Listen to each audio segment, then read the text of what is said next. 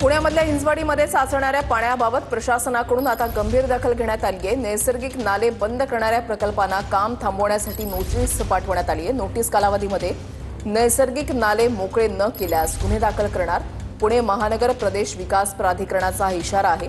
हिंजवाडीमध्ये जवळपास 16 नैसर्गिक नाले बुजवल्याचं पाहणीमध्ये समोर आलंय।